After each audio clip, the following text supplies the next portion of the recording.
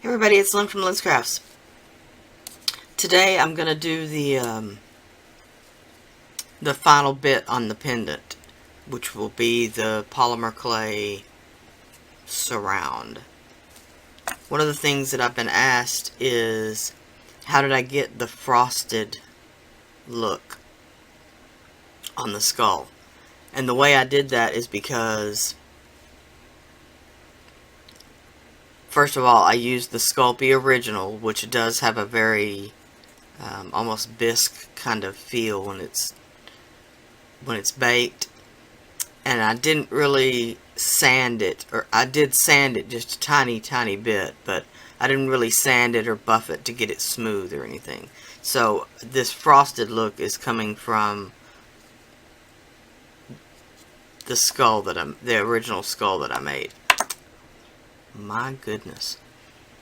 And then we poured the amazing mold rubber, and it captured all of that detail. Alright. At this point, if I wanted to make this clear looking, all I would do is put some gloss glaze on the piece. And if I had an example, I would show you. Like I did on this skull. Alright. So I've got some silver Primo clay, and all I'm going to do is condition this, and I'll be right back. Alright, I've pinched a little off the end, and that's going to be for the roses after we're done. The rest, just going to roll it out to a sausage. And then roughly cut it in half. It does not need to be perfect. Alright. You can see that I've taken two pieces and twisted them together. Alright, I rolled out these two tapered snakes. And as you can see, I've rolled them out quite a bit longer than what I need to accommodate for the twist. Alright, the spare bit, I'm just going to pinch off about half of it. Just enough to roll out this thin little snake. Alright, and I'll do that and be right. Alright, I'm going to start with the end. And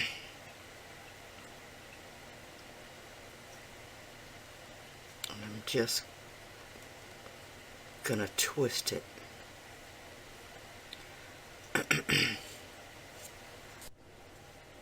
Alright, I've twisted the bottom of it.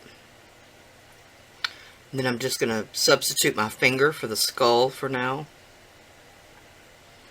And then I'm going to twist the top.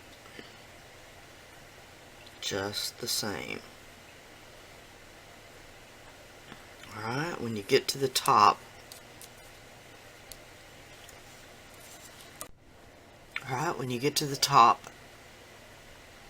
as you can see, I've looped it over. Alright, so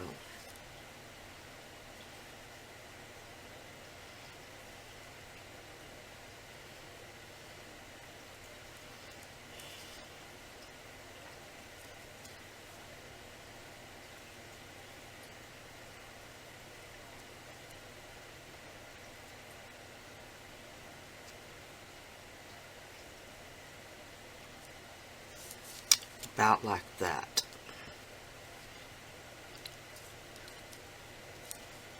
My end was a little bit thinner on this one.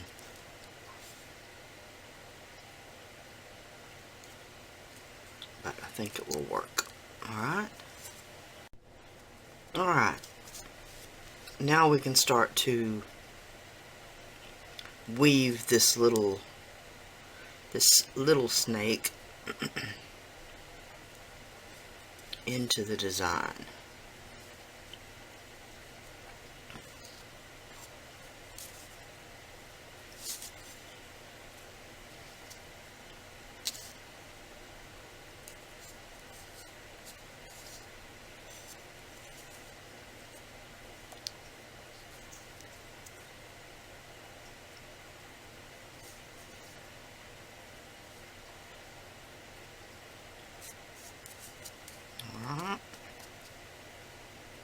Now you can choose to cut it on the back side, which is what I'm going to do, or to continue to wrap it. But I want my wrappings to, I'm so sorry, to mimic the twist. Alright, now I've taken my knitting needle and I'm going to give it some of these lines to kind of represent a wood-like texture or a vine-like texture.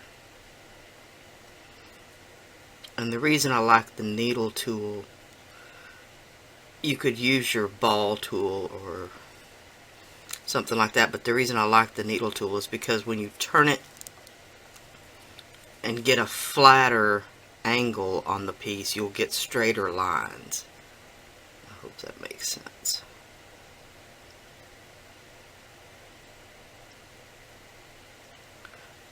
In other words, like a pencil almost, instead of trying to do it up and down, go at a longer angle.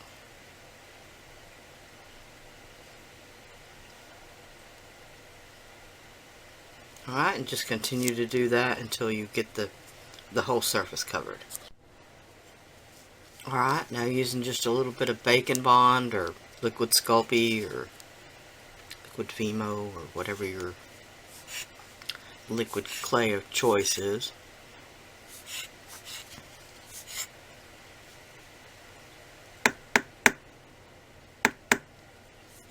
And I've tried storing it upside down and all it does is leak out of the cap. So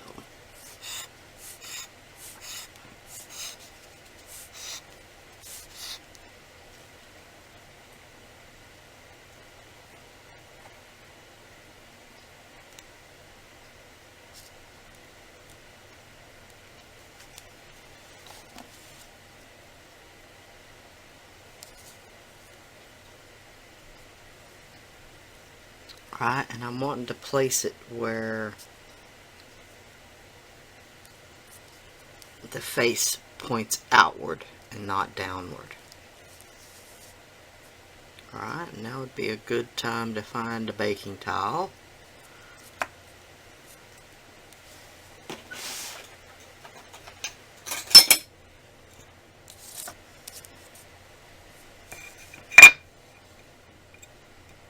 And do any kind of straightening or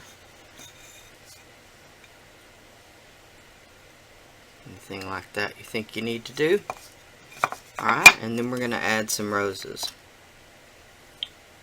Now I've showed a way to do the roses where you pinch off a petal at a time. I'm not going to do that this time. These are a far more simple rose that you can do when you're doing tiny little roses. Just rolled out a bit, flatten it really good.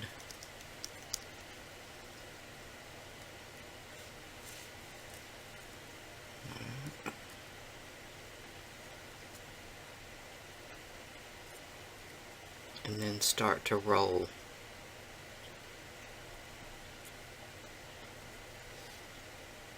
And just like with the ribbon rose, every once in a while you're going to fold it back.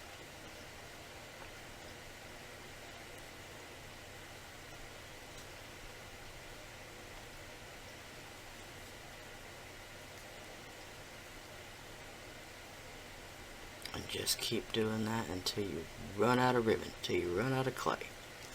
Alright, so there's our little rose. Alright, so you're going to need to make 3 of these and just one little smaller, and then we'll do some buds.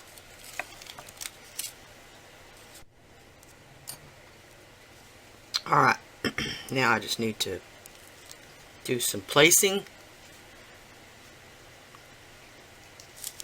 and form the buds and bake it.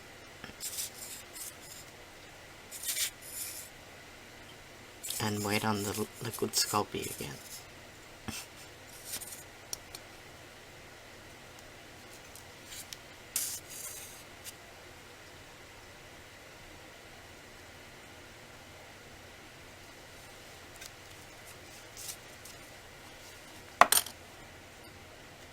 Alright, I'm going to place the largest flower here. And I'm going to take my needle tool and push in the center. Alright, then I'm going to take the smallest bud and do the same thing.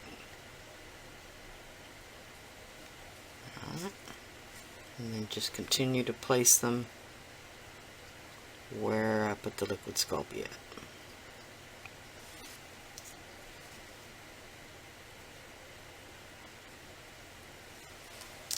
Alright, and then for the buds, all we're going to do is to twist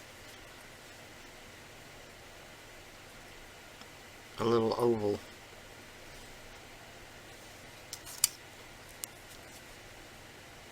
and place that for a little bud. You can make them larger or smaller. And if you want it to look like it's just starting to open,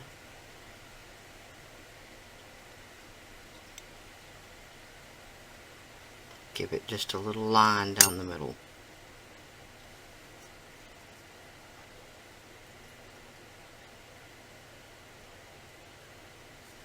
Alright, and when you're happy with the placement, we're going to bake it. 275, and I'm going to do this for 45 minutes. Alright, here it is out of the oven. And at this point you could paint it with some silver acrylic paint and then do an antiquing on it, or you could paint the skull with a little gloss glaze and make it shiny and see-through. You could antique it and bring the eyes and the details out. So there's lots of choices in how you can finish this piece out, but there's the how-tos of how to make it. Alright. I hope everybody had a wonderful Thanksgiving weekend, and I shall holler at y'all later. Bye now.